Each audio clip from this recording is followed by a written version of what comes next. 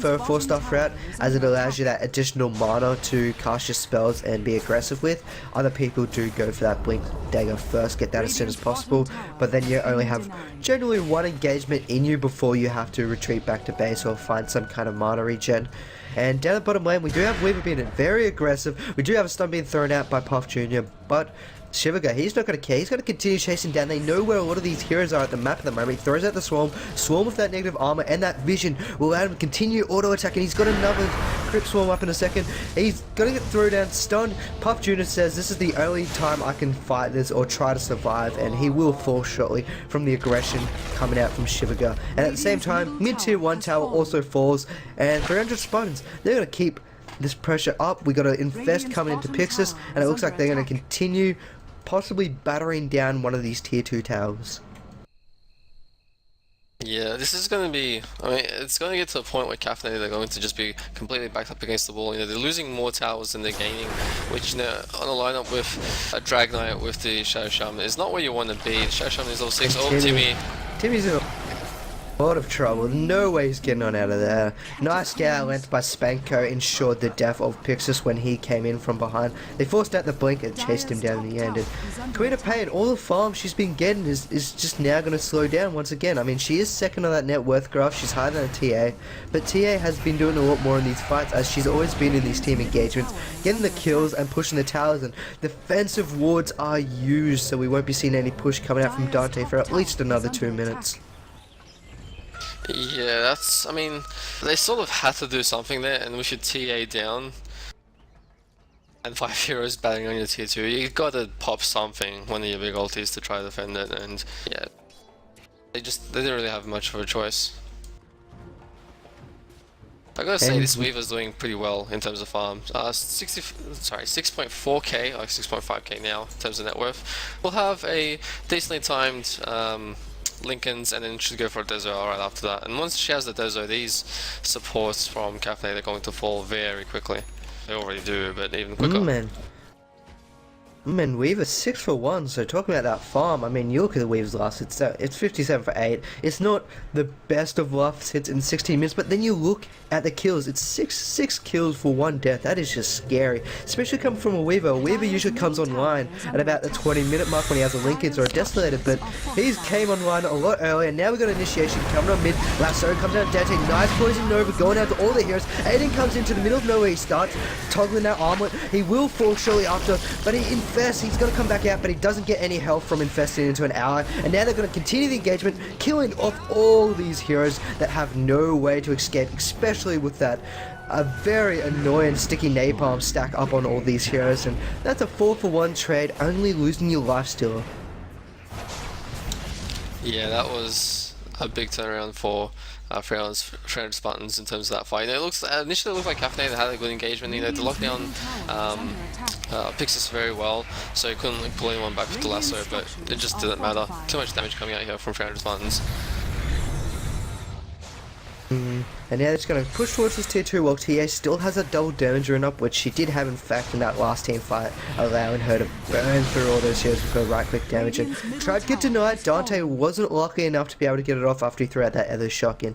300 Spartans, they decide, we're going to rotate up top, we're going to continue forcing these tier 2 towers, continue to fight us, continue wasting all your abilities. All our heroes and their cooldowns are fairly low. I think the longest on their side is the Venomancer with that 1 minute. Just over 2 minutes cooldown of his Poison Nova, but they're going to continue forcing these tasks, continue forcing the engagements. They got the gold, they got the XP lead by a fairly considerable amount. You look at that gold graph, they are 10k ahead. That is usually 2 very big key items ahead, and then the XP is 7.5k ahead. So 300 Spartans, they've got Caffeinated by the throat. What can they do to release that grip and get back into this game?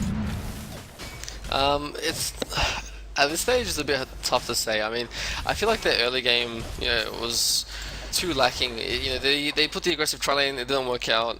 By the time they rotated, Spartans has already gained a great lead and a great advantage. It's tough for them to push out. They certainly need towers. You know, when you've got a Dragon Knight, when you've got the Shadow Shaman, you should be trying to get as much as you can from that. But that's not really working out for them. Their farm heroes, their Queen of Pain, oh, here we go. We got initiation actually onto Dragonite. He's being lassoed. He gets hexed up. They're trying to turn this back around. Lifesteal comes in, he pops the armlet. He's going to start fighting. We see Shivagar picking off all the supports in the backline. At the same time, though, we do see that Dragonite. He does go down. Shivagar picks off the Crystal Maiden. Queen of Pain, she blinks, but into more death, and Batrider will find the kill. Now that's a 4-for-0 trade, and 300 Spartans. They didn't lose a single person there. It didn't look like anyone was going to die there. I mean, Pixis did drop low, but he had a 4-stuff. He had drums popped, so he had all the movement speed in the world. Yeah, and this is sort of, I was just going to say, Cafe, they need vision. One of the biggest things that they lack, and we saw it right there, they sort of, French Spartans just moved in from the side, were able to find a good engagement, good initiation, and they will just pick off 4 heroes for no losses whatsoever. That's one of the big things that 300 Spartans have an advantage of. Their movement, their awareness of where all the heroes are is much better than Caffeinated's. Caffeinated, they didn't really know where the enemy is moving around. They don't really know where they're going to get jumped on and how they can move safely. And 300 Spartans, speaking of their warding, I mean, you have all this aggressive ward that they have near the mid-tier 2 tower. Then you have the aggressive rune watching the Ancients. Down on bottom, they got their... They did have a ward down bottom. Where is it? Oh, there it is. I thought that was a Veto ward then. I was like, what? But that is another ward. So they've got all this vision and watching what Caffeinated are doing. Then they just be aggressive because they know they have the player advantage or the hero advantage in these fights and know when to take things in. You look at this Batrider, they're not... He's going for a mech. He doesn't even care about this Blink Dagger because he's positioning. He hasn't quite needed it in these fights. He's always there in the right spot at the right time. He's been able to walk around, walk in, lasso, and walk out. So that's a massive problem Caffeinated are dealing with is Pixis. He doesn't even need to worry about getting a blink because he's not scared of just walking on in. And Caffeinated, all their heroes are generally slow. You have a look at Crystal Maiden, Shadow Shaman, slow heroes. Dragonite's fairly slow. You throw Sticky Napalm onto any of these heroes, their turn rate is increased by 70%, and then they're just not going to be able to walk away from when you walk on in with your general movement speed. Your drums popped, and then you just lasso a hero and walk on out. So it's quite nice. That Pixis is able to work towards this mechanism because it's going to re-solidify their push and their team fight potential. Yeah, and it's exactly right. Their vision is amazing here from 300 Spartans. They're getting the right items, the ones that they need. They're not, as you said, the Blink Dagger, it's not something that is necessary on Pixis at the moment. He's doing quite well about it, and it looks like we might have another jump here in mid. I mean, you see that right there. I mean, 4-stuff is more than enough to be able to jump on in there and find 2 heroes that were out of place by Amar. I mean, they were aggressively past their tier 2 tower where they shouldn't be when they have 0 vision of their forest. They do actually have a little bit of vision, which is about to run up, but they don't have any vision of anywhere else on the map. The heroes were missing off the map, and yet they were still so far up. They got caught out and they will die. Once again, the Shadow Shaman's wards are going to be used defensively. This will stop the push for 45 seconds before these wards go down. There's no way 300 Spartans can fight up this hill at the moment, but it doesn't mean they can't do a little bit of chip damage at the same time. Haze, he comes on in, pops this Shadow Shaman like nothing. He does give his life for it in the same time, and a lot of gold will be going to the Crystal Maiden. Crystal Maiden, however, pays for her sins and does fall down. And now it looks like they're going to be working towards this tier 3 tower, and I think Caffeinated might be tapping out very shortly. Actually, nice damage coming out from Timmy. He throws out that Sonic Wave. He's not going to give up yet. He does pick off one here, and now they're going to start working towards Pixis. Pixis has a 4-stuff, and he will just pop up that hill and get away without too much issues. Sugar's just in the backlines, yeah. I'm quite curious to see if he tries to pick someone off. Oh no, he's gonna just He's back got off. the damage if he wants to, but... Yeah, I was gonna say, he's... Especially with the Lincoln Sphere as well, if Dragonite stuns too early, he's not gonna get locked down either.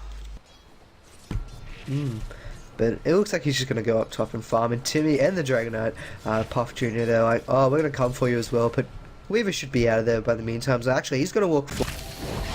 Will they be able to catch him out though? He goes into his Sakuchi, he's walking around, they're trying to find him, but he's just going to hide in the jungle a little bit. They did see him walk in there, however. Will it be enough? They throw out the sentry. They need to pop his Lincolns. Lincolns is down. He does have a time-lapse. He's got a time-lapse back underneath that sentry, and he catches out the 3 heroes. They got to ping him because that sentry did still have a little bit of vision available, and he's going to walk on out without too much hassles, and a little bit unfortunate there for Caffeinated.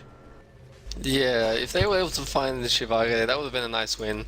Or a small win, but it's still better than nothing. I mean, it's a hero that's getting... looks like he's going for his MKB, actually, not the Desolator, which is an interesting choice, I gotta say.